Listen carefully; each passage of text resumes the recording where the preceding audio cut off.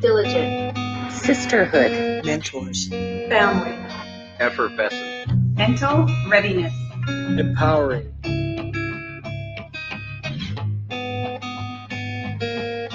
Positive. Courageous. Unapologetic. Fun. Fearless. Equanimity. Uplifting. Assertive.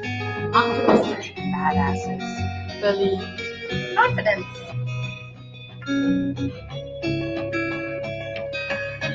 Dedication. Focus. Passion. Inspiration. Tenacious. Hustle. Integral. Driven. Competitive. Persevere. Resilient. Determination. Strong. Undeterred.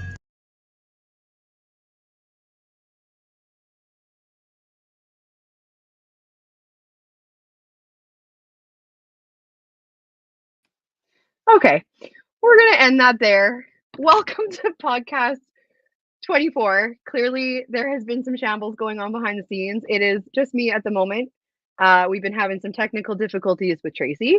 So she is, I think here. So let's get her in. Hi. Hello? we had to end the video a little early because it just stalled out. It's not working? It worked for 3/4 of it, and then it just like froze. Well, keep me honest if I'm freezing, because it looks like I'm having problems on my end. So I apologize to you and the viewers. So, and leaving you on your own. It's, you know what? This just makes us seem more legit, like the regular show. This seems like right up the regular show's alley. Very true. It took us 2 years to get here, and finally we've hit a point where we fit in. So. We're breaking.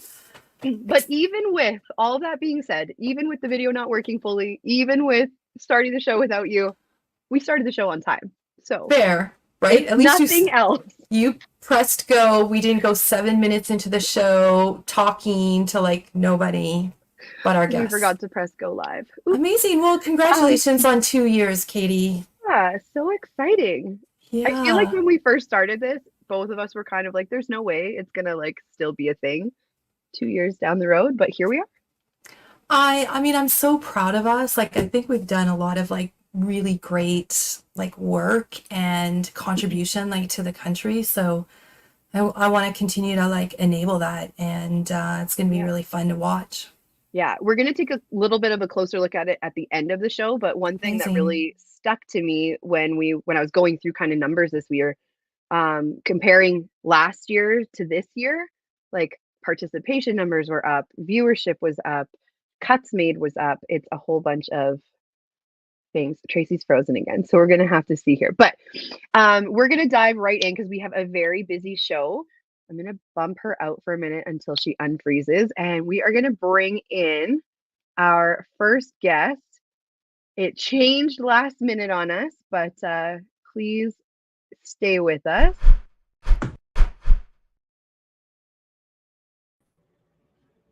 Curtis Deering. Howdy. How's it going? Well, life has its turbulences, and I'm on the podcast instead of Kara. She's currently in the ER age with potentially broken ankle. So I'm filling in last minute. So it's going to be awesome. Yeah, we can roll with that. Kara was going to join us to give us a little bit of a rundown of what happened at B-Full last week, or 2 weeks ago now. It's all a blur. The whole season has been a blur, but she obviously is not going to be able to join us, so we got her better half. Things have been going good since B-Full? Yes, the league's hit the ground running, and we never really had an opportunity to unwind, but this will be a good chance to reflect on something we haven't really had a chance to do so yet. So yeah, thanks for having us on. Yeah, can't wait to hear a little bit about it. Where do you want to start? Mulligan? You're the boss. Sure, let's start with the Mulligan Bakers. Well, we had a waiting list for it like right out of the gate when we put it out, and we really aspired to create an event that was more about the social aspect and entertainment, and if you get on a roll, then I guess that's a benefit. And we were fortunate enough to add some live music to the event, and it really created a completely different atmosphere, and we were pretty happy with how it turned out. Yeah. I think what you say about you were looking to have it be more of a social aspect completely was like the vibe all weekend. All through, it was definitely something that you were at to kind of visit and socialize. The live music was a really good touch. Like at first I was like, oh, putting a band in a small bowling alley, it's going to be like so loud, but it was really good. I know when we kind of had the idea to start the event, like we felt pretty firmly that like bowling and the competition will take care of itself, but we really aspired to create some other focal points, and one was like the creation of memories and the reconnection of people following the debacle that you can call COVID. And it's just so special to us as people to have those valued friendships and to send home memories that only the Beef Bowl can create. And I feel we're on the right track, and we're so thankful for like the support of the bowling community and our sponsors and all the people that help create the event. And we're really looking forward to what the future has to hold. So before we move on to the main event, who won the Mulligan Bakers? I can't remember. Oh, you can't? You need Yes, a reminder? I just don't. Sure. I don't like tooting horns. I mean, but if you You had guys- to toot a horn, Well, you guys were on fire. yeah. We just kept getting her done, and it's so fun to watch just how you take a vision and then watch it come to reality. When we're hoping next year to add, you have to like yell moo or something when you require your mulligan. Just Oh, yeah, It's just hear the whole bowling alley mooing. watch, a vision come to life. Yeah. So main event was like last year you guys were, I remember in that last shift calling out to the bowling alley if anybody wanted to bowl the last shift to get from 99 to 100 entries. This year, 166. Yeah. Huge jump in a year. We had 133 unique individuals 4 days prior to the event, and as life has it, we lost about 25 or so. Yeah. But we still were 100 and something, 6 or 5, or I don't recall exactly, but it's awesome. It's good to watch the growth and looking forward to the potential that the years have to come. Yeah. We really strive to provide a facility that creates an equal opportunity for every type of bowler, man, woman, or child, and any ball speed. If they're throwing their best shot, they have an equal opportunity to win. Mm-hmm. And that's something we really pride in. Like, we keep trying to find different solutions, and I think we're on the right track. Having the brand new rubbers we had no choice, but it was the only way to find out. Yeah. Well, and I think you guys are accomplishing that. I mean, when you look at the cut for this event, top 32 cut was 2005, I believe. Yeah. For the cut line, and 8 women, so 25% of the cut was ladies. That's remarkable. So, yeah, I mean, we don't really see that in most tournaments to have that many or like that percentage of the field being female. So that was fantastic to see. Yeah, and there was such a vast array of different ball speeds and delivery types, and it was fun to watch, people be successful and find the value in the game that is so hard at so many of the other events. Like, if you aren't averaging 280, you aren't going to make it. Yeah. It's a little tougher pinfall, but I feel it's fair and it's honest, and it gives everybody an equal opportunity, which is really what we're striving to create. Yeah. It was a grind. Yeah. Like, there was a lot of sparing. Like, anybody who was in that top 32 was sparing a lot of stuff.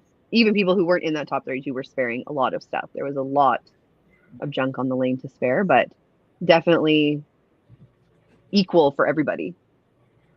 Like, as I reflect back in my younger years, like, bowling was a grind, and you had to have the mental fortitude to find value in making those spares and cleaning up all your pins, and not just a strike fest. Yeah. There's so much more to the game than throwing a strike, and it really pushes people's mental side of the game to grind through and stay focused in every shot.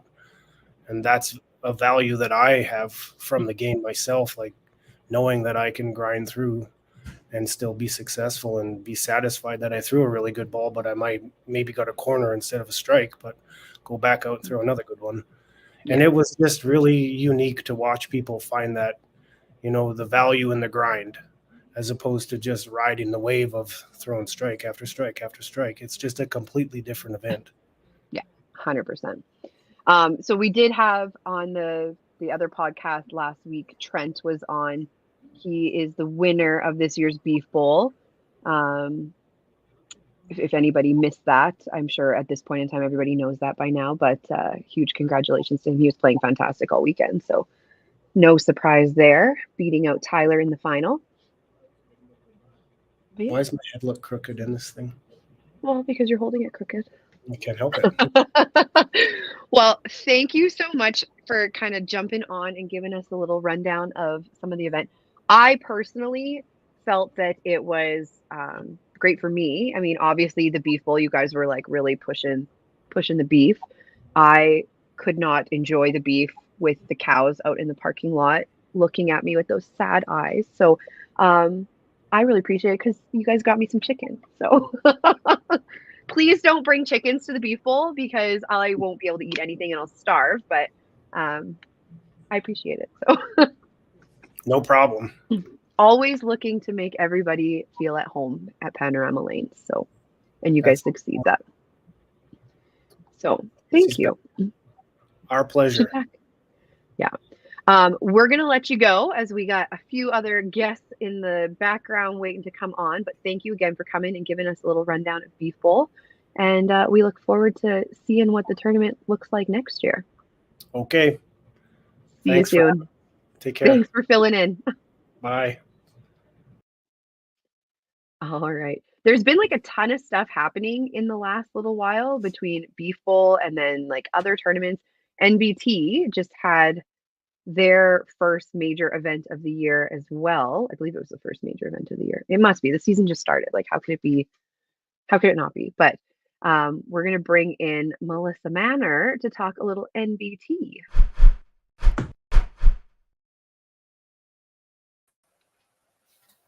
Hello. Hi, friends. Happy anniversary. Thanks. I would have worn my shirt, but I wear it so often that it's actually in the laundry right now. I was looking at mine being like, I really should have ironed it. Like, I just threw it on from a drawer. Oops. But, oh well. NBT. Yeah. Yeah. I know you had sent me a rundown of all these like things to talk about, but then we were like, let's just bring her on. She can tell us herself. Yeah, for sure. I mean, it was a great event. It was pretty cool having NBT sort of on one coast and pretty far west, having Beef Bowl going on at the same time. So I think it's a testament to kind of where we are with the game in the country. I think there's a major event every single month now and sometimes multiple. So that's awesome. But we had a great week. We were at Plaza Bowl for the weekend. So we had a 5-day event. Obviously, huge thanks to all of our sponsors, volunteers, all the supporters, and certainly the bowlers who keep coming out for the events. So we started off on the Wednesday night. We had blind trios. So it's the first time we've done this particular format. So we had 60 people, and then we divided them into 3 average classes based on our average from last year. And then the day of, we did a blind draw to form the teams. Kind of some interesting mixtures came out. It's kind of cool because people get to play with people they wouldn't normally play with. We had a couple of no-tap 450s thrown, like Howlett and Andrade in the qualifying. So the format was 4 games, no tap. That, like I said, that produced a lot of strikes. And then the top 4 teams advanced to a playoff. And when the dust settled on that one, Brandon Tibbs, JB Rainsberger, and Nikita Sheaves took home the title on that one. So that was pretty cool. Fun start to the week. Yeah. Then we had our high roller event. So we've kind of done high roller events before. I think the biggest one we had was 12 bowlers. So this one was 18, and we actually had a wait list. We thought about expanding it. We actually had a wait list for trios too, which was a good thing because in the 2 days prior, I think we lost 10 people. So it's pretty wild to think you can have a team, a 20 20 team event and, you know, lose 10 people the day of and still kind of fill it. So with high rollers, that was great turnout. We had 18 people, 5 females. So that's a fantastic representation. So that was, again, kind of a random draw. Everybody was divided into 3 pods of 6. You play everybody in your pod once. So kind of heritage format, scratch totals and bonus points for match play. And then after that, after the qualifying round, the top 2 from each pod advanced into the final, did the same thing again. In the end, Brad Glenn took home the title on that one, but it was pretty close in the end. It was kind of back and forth trying to watch the scoreboard. Pods are always a fun format.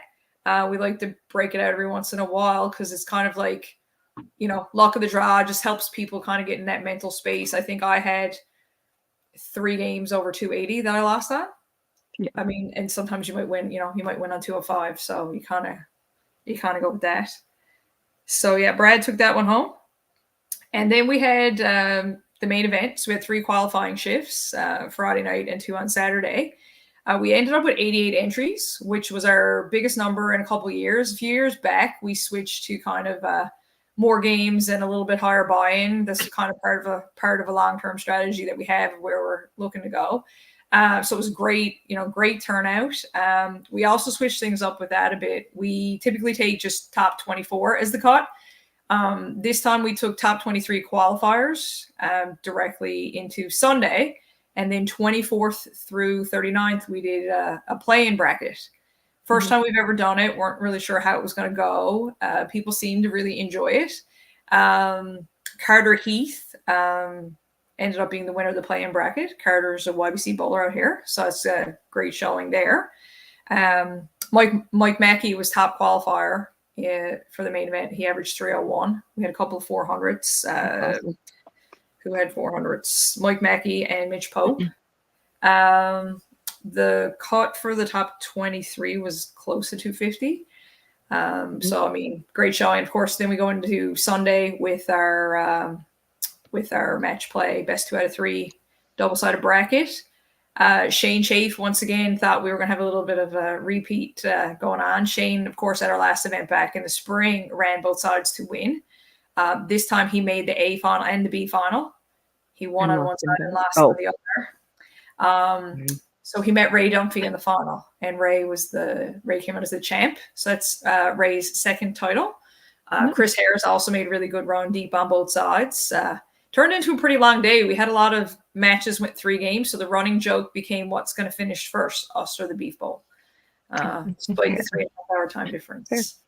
Yeah. So it sounds like it was an incredible event, and you guys have been doing so much stuff out in Newfoundland to increase bowling out there and to just really drive your numbers up, drive your participation up. And you specifically have done so much for the game, which makes it no surprise. When we were planning our podcast event today, one of the things we wanted to do was just find little times and little moments. And so we have another guest joining you. See, this is not fair. Where's your shirt? Yeah, come on. It's in the wash. It's in the Rude. wash. That's rude. Now I feel really left out. So I was chatting with Megan earlier in the week, and we were kind of just talking a little bit about like people she's looked up to in the game and people who have like kind of been a mentor or role model or have influenced her game in some way. And it's no surprise that with all you've been doing out in Newfoundland, your name came up. See, this is not even fair. This is not even fair. So, I mean, there's no boom shakalaka. I was going to say the last time we were on together, we had a bit of that going on. Yeah, we did. But do you want to share a little bit, Megan, as to why Melissa's someone that you look up to in the game? Well, my biggest thing is never about like performance, even though like Melissa's a phenomenal bowler. What always gets me is like anybody can play, anybody can bowl well, anyone can have success, but there's so few people who are as passionate about the game as Melissa is. Like, I've never seen anyone put so much time and effort into growing not only her own game, like she eats, sleeps, and breathes bowling, and she puts so much time and effort into growing the game for everybody else that it makes you want to have like be involved, and it makes you want to be better because like she just works so friggin' hard that like it's hard not to want to be better when you're around her. So yeah. Yeah. That's It's very well put. amazing. It's so Aw. amazing. I think I really appreciate your comments, of course, but I feel like that could hold true for anybody on the screen here right now, and certainly anybody on the show. I think that's one of the great things about bowling. We have so many people, I think, kind of all ages, of all stages of their career. I was kind of, ranting in the background, had a rough league night at league tonight, but it's kind of, as Tracy would always say, the journey is long. I think we all get so much from the sport that we have to give back when we can and when we're in a position to do so. And like, that's something really important. I mean, certainly you all do that in many different ways. Yeah. I mean, I've been But a little bit. it's just something about you, Melissa. Like you're practicing more than anybody that I ever see. Like you go to a million appointments a week to be bowling ready. You travel all across the country nonstop to just be constantly better. And like where most people are probably winding down their careers, you're peaking. And like it just is a testament to how hard you work on and off the lanes. And it just is very inspiring to me. And it's awesome that I get to see it firsthand so much. Yeah. So And I even to love it. piggyback on that about how like some people would be kind of in the tail end of their careers, whereas every time I talk to you, you've like set a different goal and you're achieving those goals, right? Like even when you think Exactly. about like a club tour, it was like your highest 8-game qualifying set you've ever thrown, right? And you're constantly increasing and improving. I love it. Yeah, I think it's just like when the passion is there, it's kind of a couple of years ago, it was sort of like, if you're gonna stay at it and go all in type thing. I kind of decided it was just getting to that point in my career, my professional career, where maybe I had stepped back from the game a little bit. But I kind of got to the point and I was like, you don't know how many more years you have. And it's sort of like I kind of was like, I'm going all in or I'm out. So I decided to sort of go all in, and my V's on my shoulder don't always love that, but it's definitely been a fun journey and definitely a fun few years trying to kind of throw everything at it, I must say. I know you and I have had some conversations. I've been careful not to talk too much because I don't know if my Wi-Fi is going to have an issue. So I'm trying to not to be too disruptive to the show. But you and I like have had lots of conversations for a long tenured period of time. And that reset for you when you weren't sure what was going to be next, it wasn't a long period of time before you fully reset and became like super invested. And I think that's like what Megan's talking about, right? Like teachable moments like that where you've had some really amazing moments in the game, but there are moments for all of us that are really, really difficult. And I think you've shown us and proven to us like you can be tenacious, you can continue to reset, you can contribute to the game, and you're just a pillar for us in our bowling community. Well, I mean, coming from the Tracy Smith, I mean, sort of, that's humbling, but like you don't realize it at the time. I often kind of say to people like, never underestimate sort of the value of a conversation or like say hello to someone, make those connections. And obviously, Tracy, I mean, we connected, 20 some years ago. But it's funny, right around the time when I was getting to my reset, I don't know if you've done the math on it, but it was right around the time that you won. What's other people say? You won the Masters singles, right? Right around that same time when I was kind of going, and I mean, certainly there's lots of people kind of late, older, I guess we'll say, but you look around, you see people like, a Sandy Anderson still having this success. And I just remember, that summer kind of being like, where am I going here? Right. And then to look at you at this point in your career, to have kind of reached that pinnacle, and you were kind of really just taking the fire from that and running with it. Right. That was equally inspiring to me. Right. So sometimes it's just like these conversations that we all have that you don't necessarily realize in the moment the impact that it's having. A big one. Oh, 100%. I want to comment on that a little bit because behind the scenes, without me getting emotional, and everybody knows that I'm super emotional, but that was a big thing for me. competing in Alberta. It's really tough to get out of Alberta. I mean, literally to get out of, to make a team in Alberta, you have to be at least 250 for like bottom spot. And I've been bowling masters almost 40 years, almost 40 years. But I was never able to capture a Alberta title where others have been able to like do it like, year over year. We've got some amazing bowlers here. That morning was very emotional for me, kind of prepping for my title. And Melissa was, I believe you were at Jen's cabin or Summer. I was sitting on Lindsay Laporte's couch, actually. Okay, so Lindsay's couch, and I'm getting messages, and that's what I mean, like just the empowerment of people who are leaning in and giving you some support when I'm feeling very emotional and trying to get ready for the event. Emotion almost took over for me, and it wasn't really the performance. I wasn't thinking about winning. I wasn't doing any of those, but Melissa was one of those people in the morning who sort of settled my nerves and my calm, like just to calm me down, to kind of get ready. And then, once you get there, I mean, I took advantage of the moment, because if you think about it, I never had the opportunity to play singles. I had lots of opportunities to play with a team and win gold medals, but that's what I think makes our community and our friendship like so empowering, that someone would give up something of themselves to make sure that I was good and as ready as I possibly can be. And Melissa, you played a huge factor in that for me. I could talk about her forever, but that is probably the thing that's the most inspiring to me about Melissa. Is there's so much.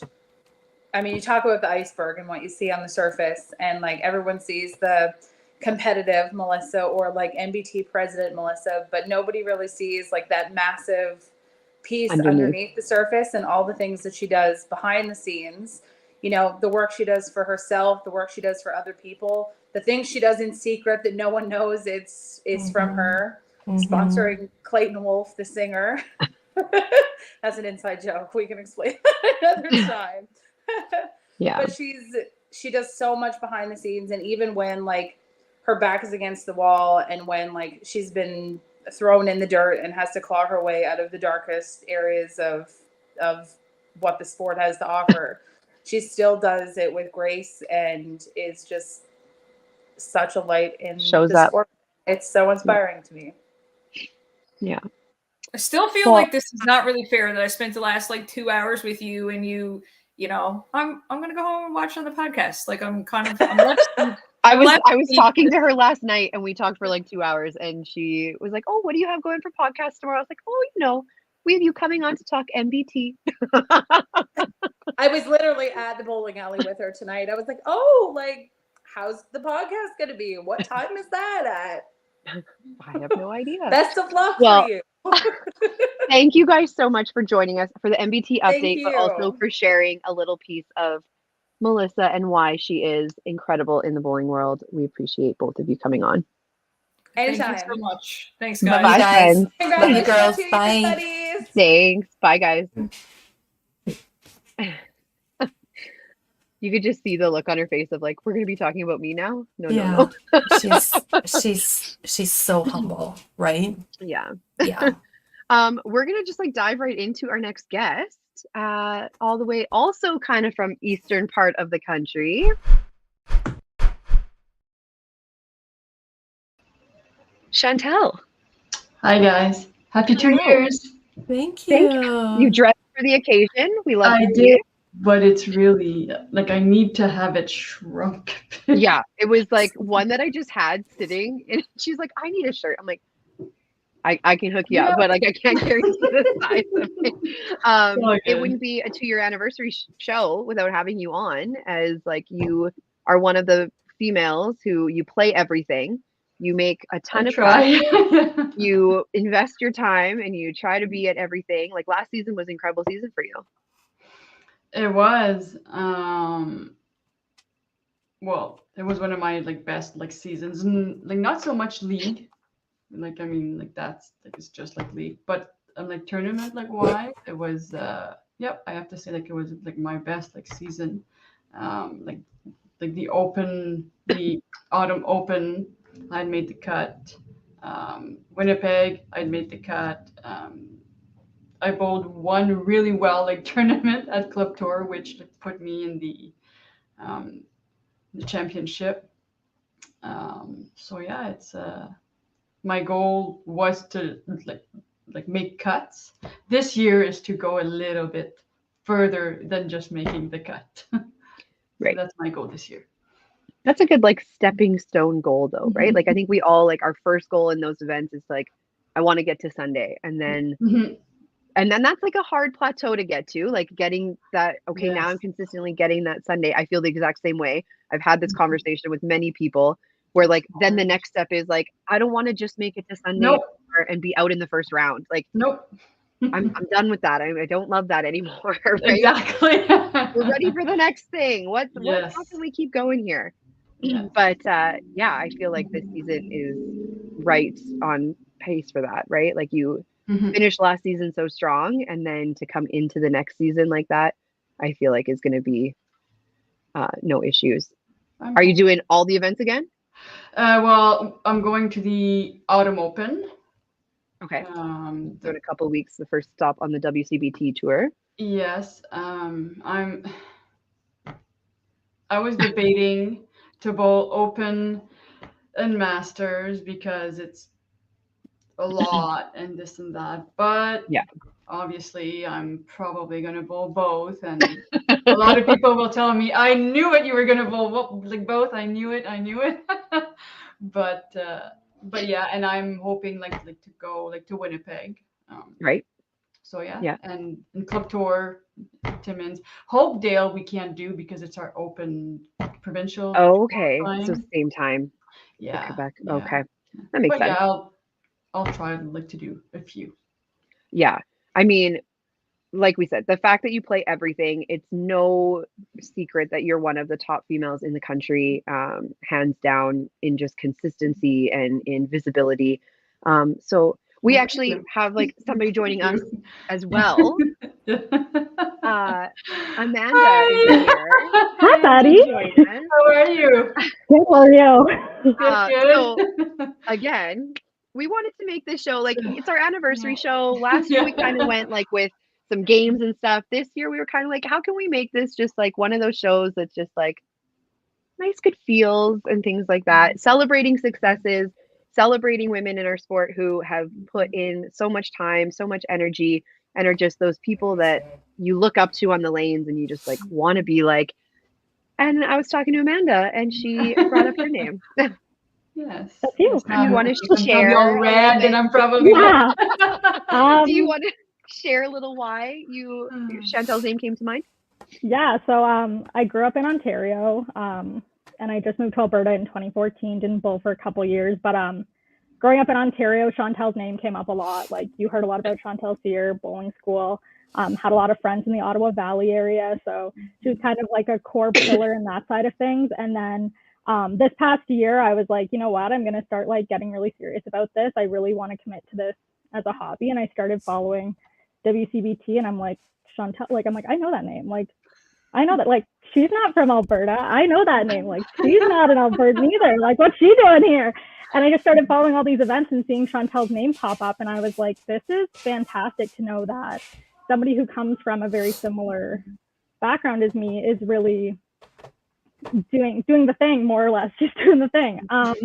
And then 400 North came around, which is up in Midland, Ontario. And I went out to hang out with Charlotte and Adriana and play it. And Championship Sunday comes around, and there's one girl who's made the final, and it's Chantel. And I was like, I'm going to sit behind you the entire time because, like, girls support girls, girl power, like, let's do this. Like, let's go, let's do this. And we just had so many good chats during that time. And it's not always about the competition. It's about having people come out and play the game and making sure that we keep our sport alive and making sure that it's a welcoming community. And she held me accountable for signing up for Autumn Open. So I'm playing Autumn Open this year. And she's like, make sure we're with each other the first shift. Like, make sure you sign up for this shift. So it feels really good and feels really welcoming that there's going to be a familiar face there, and there's going to be support. And no matter where you're going, Chantel's there for people. And it's not just me. She does this with everybody. She's just such a positive energy and such a positive force in our sport. So lucky to have her. And anybody who you say Chantel's name and they're like, she is the nicest person. Chantel's the nicest person. Like every single person that you say her name, people say that. I know. I know what Amanda's saying about just your support of other women and other players in the game. I mean, we can see it. You're at every event, but even if you're not playing, if you haven't made the cut or if you're out, you're always behind someone's lane. You can see you cheering them on. You can see just the support that you give. So definitely I can see exactly what Amanda's talking about in those moments. Why I think this is so beautiful is Katie and I were talking about this, and like Amanda, you've been really really outspoken about your journey in the game, specifically I would say the last year. And so for me, like I'm captured by some of those moments, whether they're really good achievement moments or they're just someone who's like seeking to like go next level. Yeah. What I love about that, and why I think this is like a good mix of a friendship and mentorship, however you want to say it, is I feel like you've got a bit of a roadmap outlined for yourself. And I think leaning into Chantel kind of like can drive some of that tenaciousness that because she's driving herself still as well, even though she's competing at all these different things. That's why I thought mentorship show would be like so critical. And I would just say like you and I have also had a really nice moment when things weren't maybe going necessarily that great, but it was a moment where, you know, you were able to maybe overcome something that was a bit of a hurdle for you in the moment. And I think that's a blessing. And I really admire your journey and Chantel's journey right now. Thank you. Well, yes, thank you. I said that to Amanda. It's I really appreciated her support like behind me. Like I had other people, obviously. Well, not obviously, but I mean, I had other people like behind me, like not that, you know, taking that back. Yeah, Go back to follow her, it's fine. Yeah. Yeah, she was incredible, like support. And when I was struggling and things like that, like I would just like turn to her and we like talk, have conversations, like just to get my mind away from the game and then start back again. Yeah. So yeah. So as someone in the game that obviously, you know, younger women are going to look up to because you are someone who goes out, you are super competitive, you put it all on the lane, you play with just an intensity and like there's lots of just purpose in your shot. It's not just kind of throwing the ball down the lane. Like, do you have advice for some of those younger generation? Don't give up. Do not give up. In the way, well, like I tell like people, in order to get better, you need to bowl with like those like people. I remember in my 20s and in my like 30s, like I used to go out like the tournaments, never made the cut, never average more than 225, 230, like 230. But it's when I said, okay, this is the time for me to up my game. I'm going to go to the club tour and Timmins and this and that. Like I made the cuts like here and there, but it wasn't the consistent. So do not give up. And the one thing that I will like say, which stuck with me at your Open Nationals podcast recap, Nicole, she said a bowler is just a bowler. It's not a man, it's not a woman. Like it's not her and him, like and him, you're just bowling the bowler. And that really like stuck with me. And ever since like then, like I was like, no, I'm not bowling Matt Houston. I'm just bowling a bowler. And I mean, and even really the big names me. have bad games, have bad days. Yep. Like every single player from coast to coast is going to have those days where they're on and like no one's going to beat them. And they're going to have those days where they can get beat by anyone, right? Yep. Like exactly. and I've always like said that anybody can beat anybody on any given day. Yes. Like, so never give up. I've like shot like 15s, 16s for 8 games, but I also shot like 21s and not so many 22s, which is one of my other goals. But I mean like high like 20s and things like that. So, but it's the name of the game. Like, I mean, and you can't be embarrassed by it. It's gonna happen. The people are gonna have bad games, like terrible games, like my league, like next week last week, no, 2 weeks ago, I shot at 146. It happens, okay? It happens. So you know, and tonight, well, like I shot really well, but because of this podcast, I didn't play my 3rd game, so now I can't win my triple, by the way. But we're so glad that you joined us. Thank you, though. We appreciate it. So what's on the radar for each of you, Amanda? Maybe just say like what are you thinking for this upcoming bowling season? I'm taking the leap into Tournament Masters. Fully aware that Alberta is one of the most competitive provinces, but like I think the best way to get better is, like Chantel said, like you have to put yourself out there and you have to keep going and you have to keep trying. So I'm like, I might as well try it and see what happens. Like, let's see what comes of it. Bowling the Autumn Open. I'm going to head up to Timmins for the Timmins Invitational as well. Yeah, I know, so exciting. So I'm going to head to Timmins for that as well. Yes. And I'm going to do the Open again. The Open was like always a childhood dream of mine. And then to make it out of Calgary was like a very, very big deal because Calgary is very competitive and like Alberta as a whole is very competitive. And I'm still shocked that any of that even happened. And I'm like, okay, like might as well try it again. So 100%.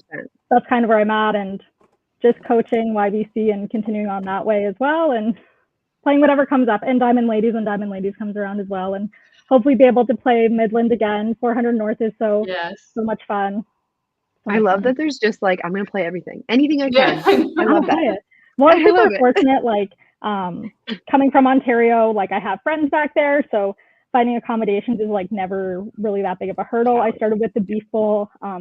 This season, I hurt my back like 2 weeks before the Beef Bowl. I went into it knowing that I wasn't going to finish how I wanted to, but it was such a mental hurdle to even register for it. So I was like, you know what, like I have to close the chapter on this book and wrap it up and just whatever happens, and it happened and it's done and we're moving forward and we're going to see what happens from here. Everything's a learning opportunity too. And we love that for you. Yeah. Chantel, what have you got going on this season? Pretty much everything. Yes. Autumn Open, hoping to go to Winnipeg, open the Masters, and I know that I'll be getting like messages. We knew you were going to bowl both.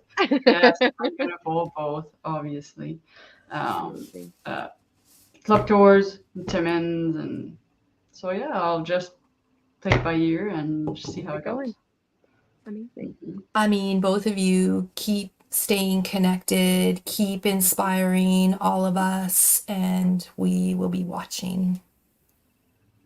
Thank you guys so much for joining us, and we will see you both at Autumn Open. Yes, for sure. And I'm gonna get the other signature. Yeah, the Tracy side. Right. Got it. Make it a full experience. Absolutely. Bring that other shirt too. All right. Thanks, ladies. See you soon, ladies. Goodbye. All right.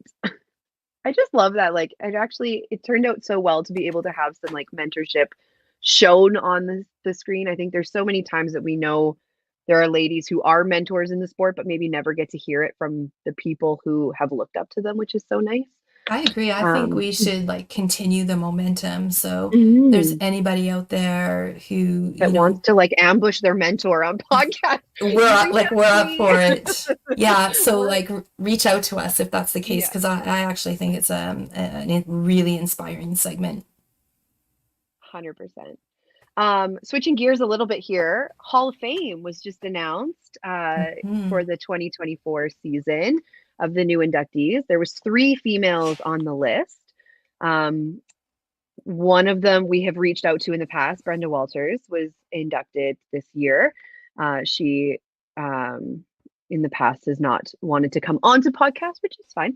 or hasn't been able to. So, but we have been able to get one of them on today to kind of discuss her latest induction. So we'll bring her in.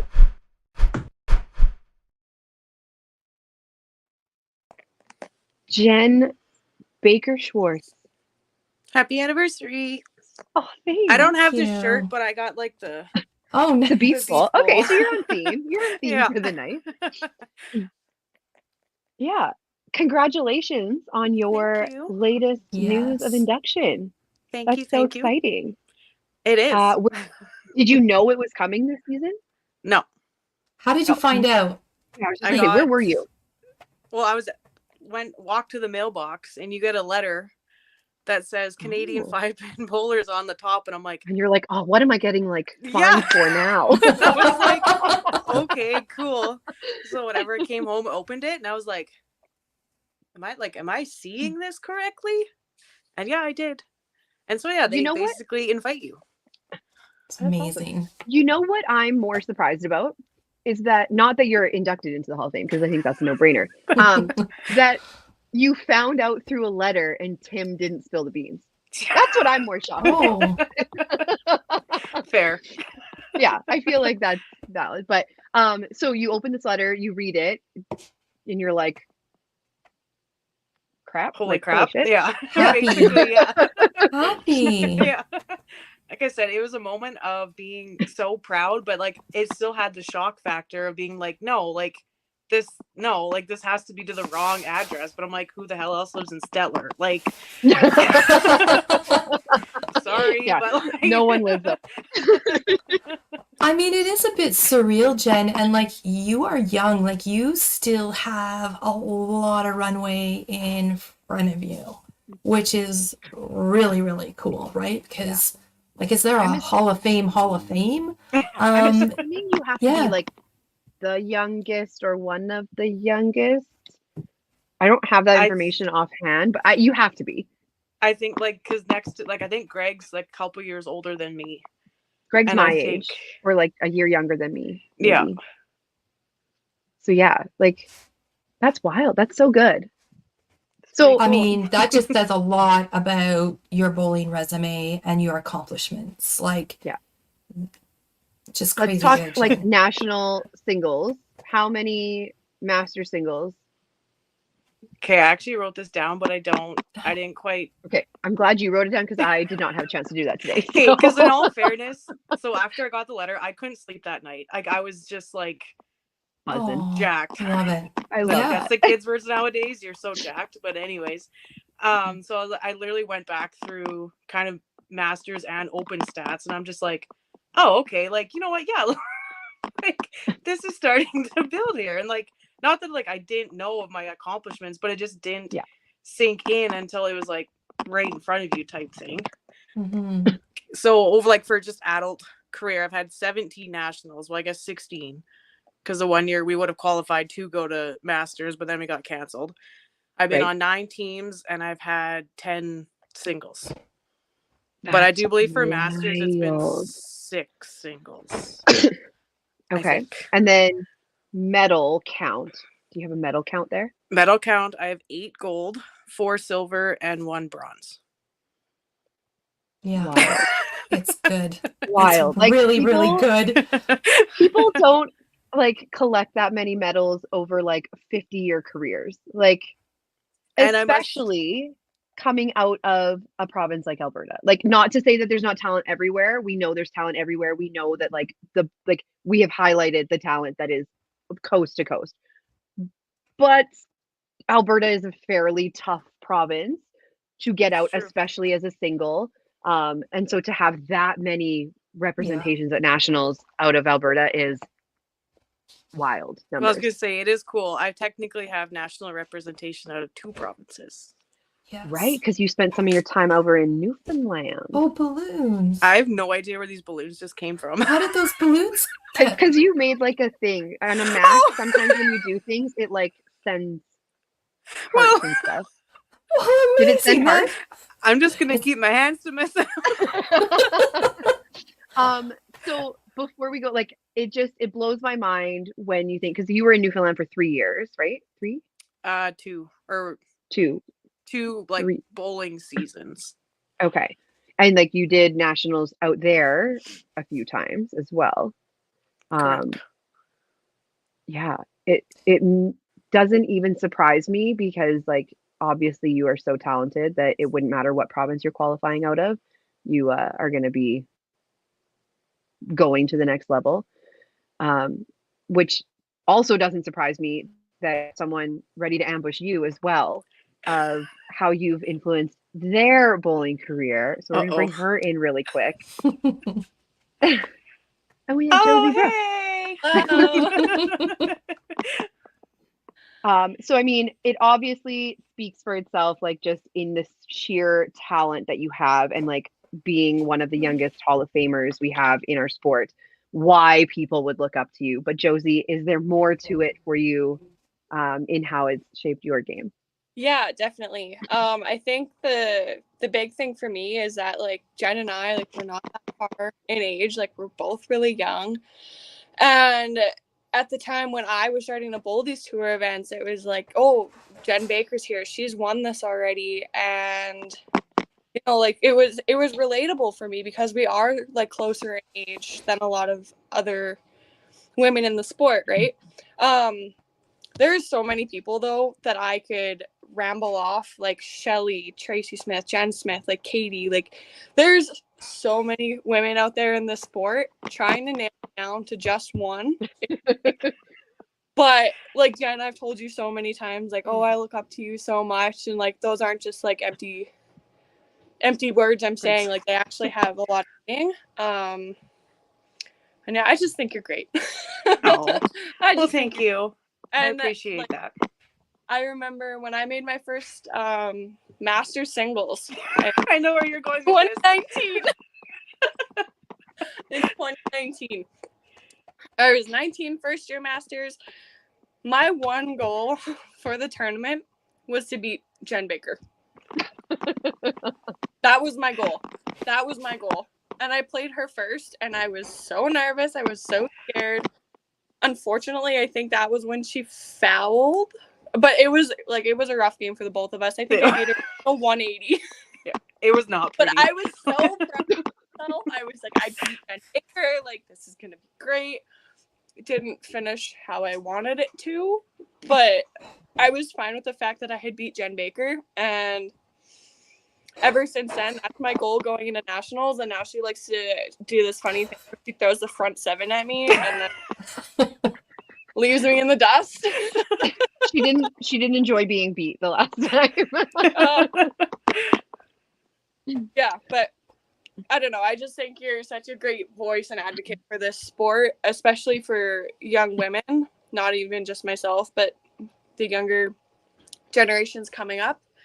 I always, like, at the Classic, when my cousin bowled this year, I'm like, you gotta watch Jen. Like, she's amazing. Like, she's won this thing before. Like, there's so many amazing women, but if there's one person that you can watch here, like, watch Jen, watch how she composes herself. We don't talk about after.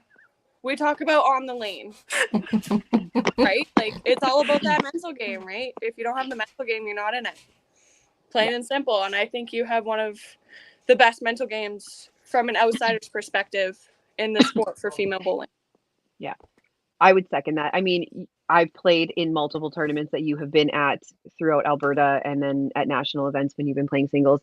And you could look down the lanes and you would not know if you are bowling 170s or 370s. Like, it's just very composed, very even keel, steady. You don't see that fluctuation in like really high highs and really low lows that can be energy draining at times, right? It just allows you to bounce back from the bad games. Like, I've seen you throw a $170 and then back it with a 400, like as if it's nothing, as if that 170 didn't even happen. It doesn't even matter, right? Like, it's totally off your radar. And I think that's kind of that mental and mindset that a lot of women or a lot of players in general struggle with. Yeah, definitely. I went through it too. Like you said, I know it's a compliment type thing, but like sometimes on the inside, I'm just like, get me out of here. Like, it just 100%. But I think that's what makes you so fierce. And I think that's like the teachable moment about like what we're talking about, right? Because Jen, even being, you know, the youngest Hall of Fame player who's been inducted, you make everybody around you better. And I mean that with all sincerity, because I've, you know, been able to play alongside you a few times. I get to compete with and against you, like in our province, and I think we need that. You know, it's going to be interesting to see what's next for both of you. Obviously, are very driven, that you're still like moving forward in the sport. And having a ton of success. Yeah, having a ton of success, right? And I think that fuels your fire. I mean, I can't tell you how many times I've seen you throw a 170, come back with a 350, and all of a sudden you've got 2,200. I'm like, oh my God, like what just happened? But it's true. That's what we see out of you, right? Like getting like out of this province, being back-to-back master singles, and not, you know, just one time, but several times. Like it's a very big deal. It gives me goosebumps, really, because Leah, to watch you, it is really, really tough. So I want to know from both of you, like, what's next? Like, what's next for you? You can go ahead. Okay. Well, like say this year I'm not playing the Open. We're going on our honeymoon instead. But definitely starting the tour up here at the Autumn Open and then playing Masters. So we'll be really focusing on those, because like you guys were talking about before, like, yeah, I've gone through obviously slumps for the last few years, but like you said, it's not like I'm still almost at like back at the point to just be like, I just want to make this cut again. Like that's all. Like that's the goal right now. Yeah. And then like you said, I totally get getting in there and going bang bang. It's not fun, but it's a continuing learning experience to be like, hey, you beat X amount of other people to get here, so you do belong here. So that'll be my one focus. And I think that's a really good point to make, is that this sport has waves. Like you are not going to be at the top of the sport forever, and you're not going to be like, there's going to be seasons where maybe you dip and you don't make a cut, because the talent around you also is going through those waves where they're having that internal push of saying, I want to make those cuts and I want to get through to Sunday, right? So this sport has waves, and I think we've all experienced the highs of those waves, and we've also all been in those lows where we're like, I just want to get to Sunday now, or like whatever that looks like, I want to make it to nationals, or however that looks. But it's like a really good point to make, that like even the youngest Hall of Famer, or one of the youngest Hall of Famers, is sitting there going, I just want to make the cut. So that's where I'm at right now. But like you can channel that too, though, and like I have no doubt that you'll probably like make all 5 this year, right? Like it's about that mindset and mentality on it. Because I'm not gonna go ahead, Tracy. No, I mean, I want to just like the mindset thing, I think is really big, because when we struggle, we lose our confidence, and when we lose our confidence, sometimes it takes us a little bit longer to like kind of get back. And I think because we're all so driven to be successful in some capacity, like success could mean whatever it means to you, right? Not to anybody else. And when you quiet all of that noise and you've got the determination and you can kind of reset the mind, I think that's what makes great players. And that is not easy to do over a long period of time. No. You have to be in the right place at the right time with the right mindset. It's hard. It is. Because I was just gonna say, like, through COVID and coming back, I'm gonna be open about this. I didn't miss bowling, and it almost realized like how much time you spent at a bowling alley, and you're like, okay, like my life doesn't revolve around that anymore. Like you go through like life changes, you go through health stuff, you go through like whatever it may be. So finding that almost drive to come back bowling, like it was tough. I don't say tough. Yeah, but it was like, and it was almost scary, because I'm just like, okay, and like this has been a part of my life for 20 whatever years, and I'm like, I'm not just gonna throw it away. But it was just and over bowling can be a really thing. What I mean by that is bowling a lot can really drain the energy out of you depending on where you're at in the moment. So we talk about being involved in all of these different things, but like you can be like mentally exhausted around the game because you've just invested everything that you have. So I think you like have to like figure out what that means like for you. Some people thrive and they want to do it and it makes them better. And then in other cases, it literally could just suck the life out of you, right? So, you know, just I think for the most part, you got to really be aware of that, especially if you've got the drive to continue to be better. Yeah.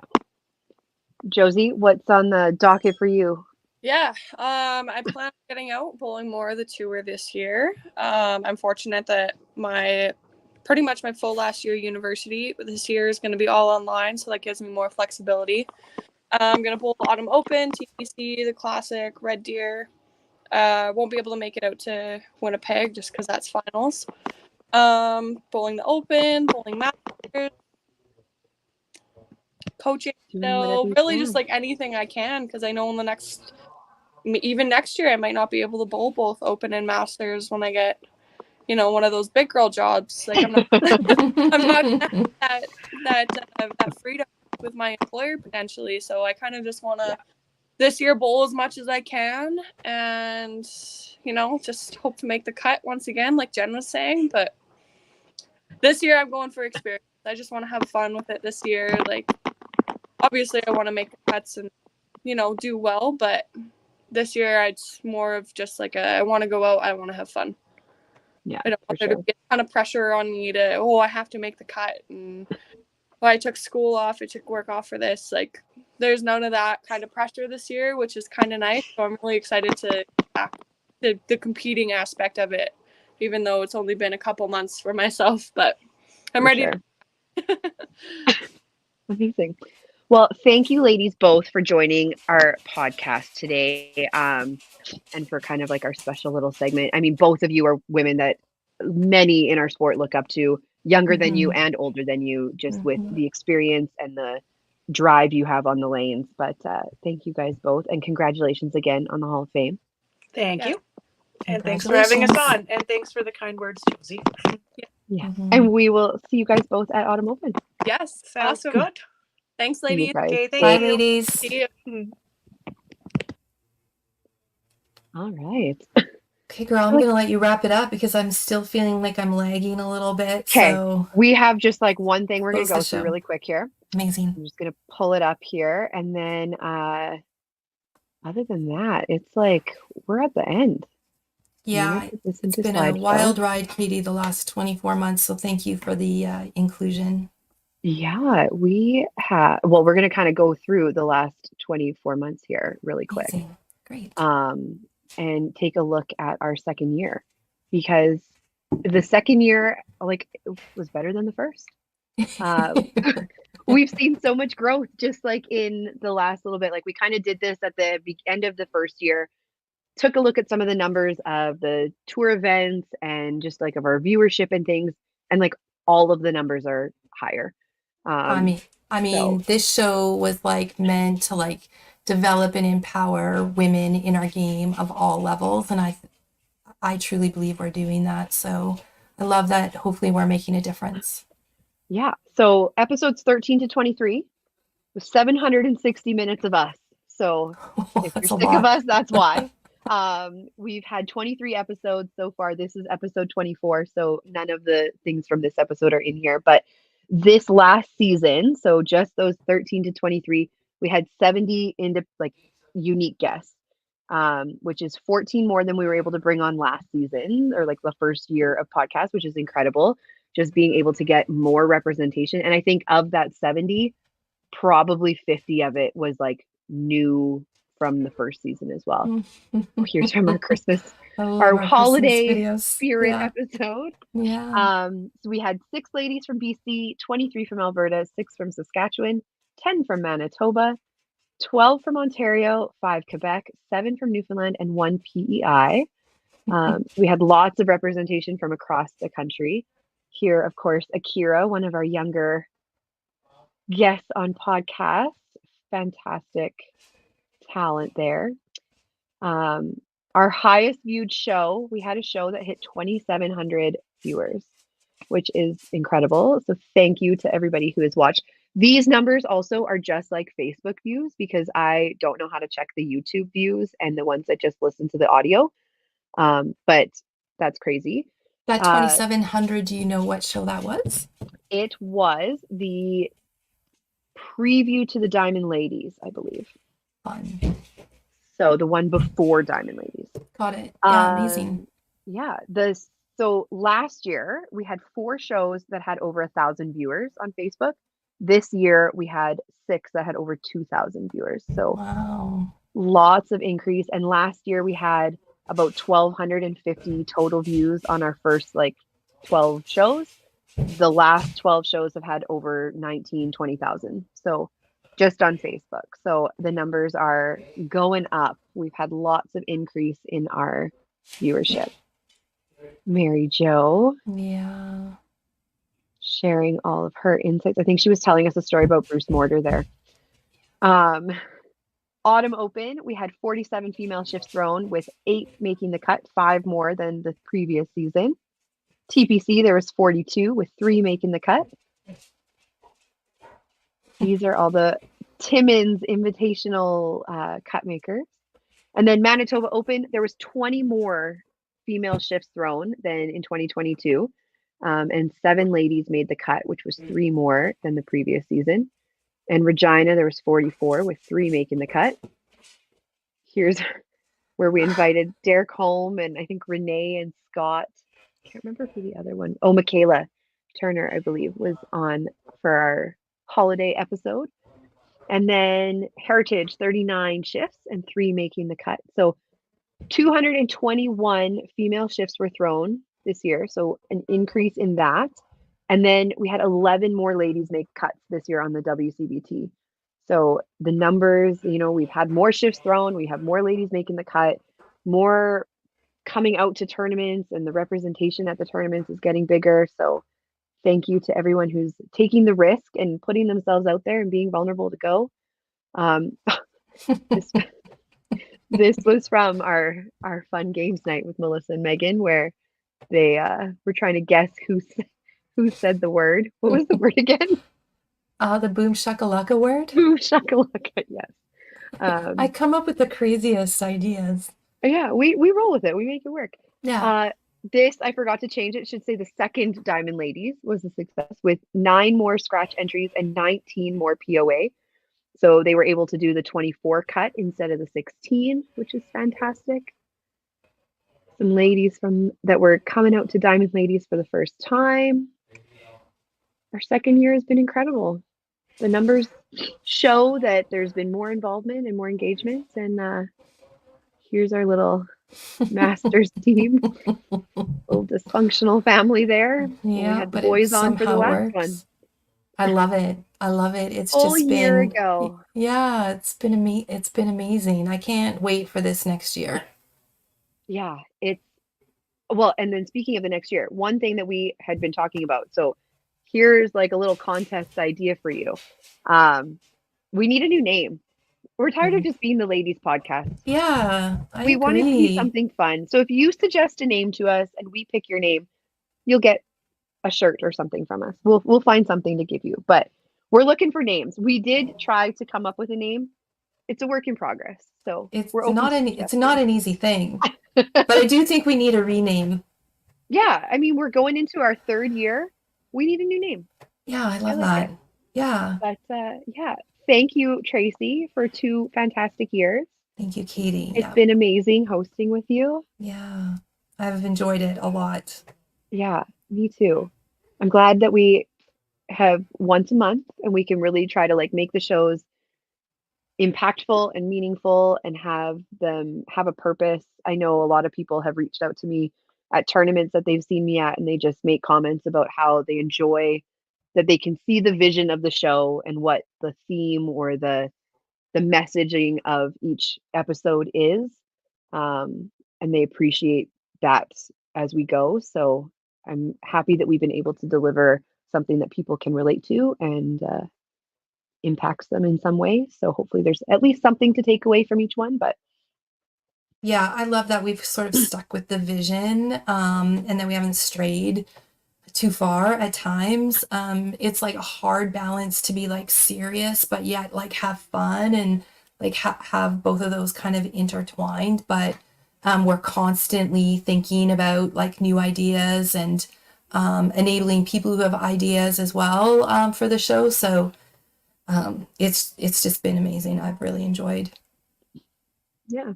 And we couldn't do it without everybody watching. So that's right. Thank you guys so much for 2 fantastic years and letting us join you every Wednesday. And we look forward to next year. So off to think about number 25. Off to number 25 on October 16th. Amazing. I believe is our next podcast. So on that note, I hope everyone has a great start to their season. And we will see everybody at Autumn Open. Enjoy, everyone. Bye, guys.